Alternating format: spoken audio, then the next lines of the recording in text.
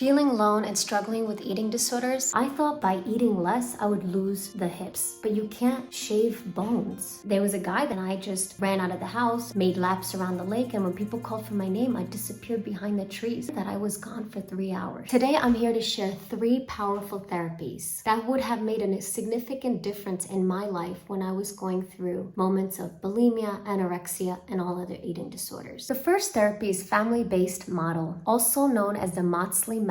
Here, parents lead their children's recovery by managing their food and exercise schedules. It's a systematic approach to recovery and also removes the eating disorder from this person. So you're removing that eating disorder from the person's identity, and it's so powerful. But it only works if the parents are aware of the child's situation. I think my issues with eating disorders began when I was 17. I remember standing in front of the mirror in my bathing suit, putting on a rhinestone-studded belt. It was this thick black belt with these gorgeous rhinestones, and I was checking myself in the mirror, and I always thought my hips were too wide, and I hated them. I thought by eating less I would lose the hips, but you can't shave bones from restricting food. I tried to eat less in hopes of my hips getting smaller, but bones only grow. Isn't it fascinating how our brains can actually work against us? The second therapy is called Enhanced Cognitive Behavioral Therapy. This 4-stage method helps us confront our deepest concern about our body, weight, and shape. It helps us understand those harmful thoughts and habits, like thinking about eating less would result in smaller hips, for example. I wish I had this form of therapy available to me as a teenager, because I would have had a better plan on how to manage my weight and foods, and even understand those setbacks and learn from them so I can become an agent of change in my own recovery. Question: has your family supported you, or do you wish that they had in the past? Share your stories in the comments. I'm here to listen. I read each and every one of them with great pleasure. Now for the third, inspired by Sigmund Freud himself, the focal psychodynamic therapy, where our unresolved problems from our past fuel our current feelings and behavior. Here we also look at defense mechanisms. For example, if we had a bad day, we eat sweets to feel happy, and we eat more sweets to feel even happier. And it sheds light on some surprising factors. So every time you run, for example, you're thinking you want to lose weight.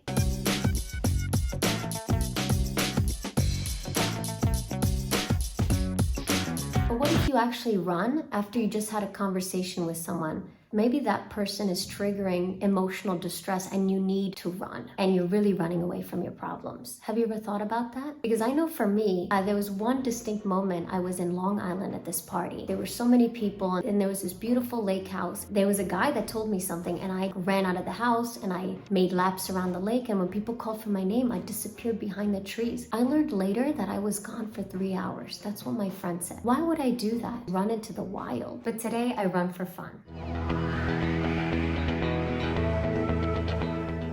It's moments like these that make me wonder how many women out there have had similar experience to mine. Eating disorders affect our daughters, our neighbors, our sisters, our mothers, our grandmothers, reminding us that we are not alone. These disorders are not always visible. They don't leave such significant scars until maybe it's too late and you see the bulging bones. But a lot of people with anorexia struggle for years before their bones jut out. And psychologically and emotionally, we can struggle for years and not even know that we have a problem. And that to me is crazy. If this video is helpful, please consider supporting the channel. I welcome donations, and if not, that's totally okay, because I'll still produce these videos. Don't forget to subscribe, because the next episode will be about body image and all the pressures that we face. I share my brief experience with modeling and how that has had a negative impact on my body image. And whether or not you're a model, I'm sure as a woman, you've had someone negatively comment about your body. The ones that come from loved ones hurt the most. Remember, eating disorders can happen to anyone. Support can make all the difference. Be the girl you want to be, and see you in the next episode. Hi, dear girl, just to give you another behind the scenes. But today I run for fun.